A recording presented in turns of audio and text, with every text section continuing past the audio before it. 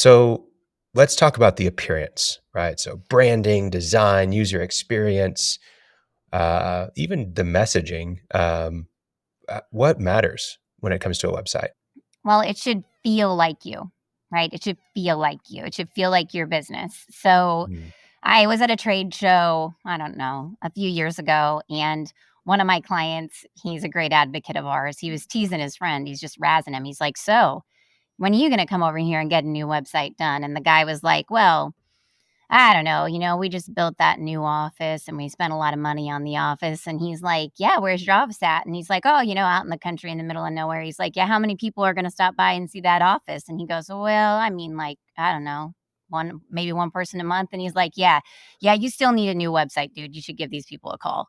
And so like his analogy there, like it needs to feel like you. It's a lot of the times the first thing that people see about your company. And so if you want them to see a specific story, we need to show them that story on the website right away, so that way they know who you are.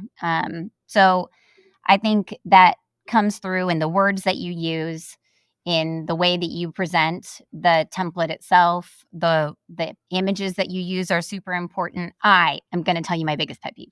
I hate it. Hate it when construction companies use stock photos. Hate it. Stop it. Don't do Yeah. it. I'm so over you. Because that's not what you do. Like, you don't do that stuff. Like, those are other people. They're not your people. So show your work. And it doesn't matter to me if it's like ultimate, like highest quality, like fancy photos. I need to be able to see what's going on, and they need to represent you. And so if you are a like multiple billion-dollar company, you should have enough money to have a professional photographer. You should have drone footage. You should have beautiful photos. Okay.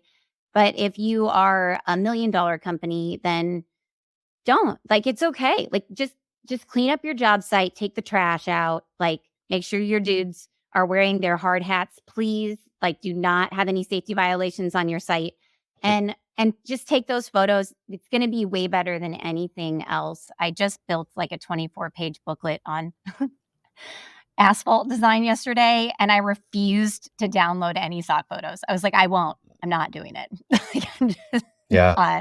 not. Because that's not them. Like, ugh. Anyway, so there you go. Well, Those are it's my so big pet easy as peeves. well. It's really not that hard, especially now that we have iPhones. Like you can get good enough photos really fast, but also like it's not that expensive to find a real estate photographer, or for if you're doing residential construction, even commercial construction, a lot of time to come by, take photos of before and after for less than $500. Um, it's totally doable. So you can get good photos pretty easily these days. Let me ask a question. I'm the least techie on here. Really? What is, I know how to work this ballpoint pen, buddy. Watch Um, out. He's armed and dangerous. I tell people all the time, Monica, when I started working, we didn't have copiers, and that's the truth. 74, Wow. we didn't have copiers. So I've You seen had an scribes? evolution. We had scribes. You know, uh, voice recorders for attorneys used to be a wax tube, and What? they put it on there and spoke into that little microphone like the RCA Victor Yeah. gramophone microphone, and then gave the tube to their secretary to transcribe. Anyway, Wow. well, that's way off the subject. Hot day, the wax melted, you lost all your records. What is the role of, I'm a construction guy. I know what I'm doing. I know how to run my guys and things. I need this website. So I engage you. There is always the first question is, how do I know I got somebody good? I mean, Mhm. if you can give us some tips on that. But then what's my role? Okay, I'm going to write content. I got to get these pictures. I've got to answer these questions for you. What do I have to do? Because I really don't want to do any of it. I want the results of a website. I want leads from my website. I want it to represent me well. But I don't want to do anything because I got a job to go do. So what's my role as a construction guy? Well, it kind of depends on your budget, right? And it depends on your designer. So if you work with a company like Make Create, we will do it all for you, literally all of it, like from the pictures to the writing to everything, right? We need your input. You cannot be an absentee human. That will not work.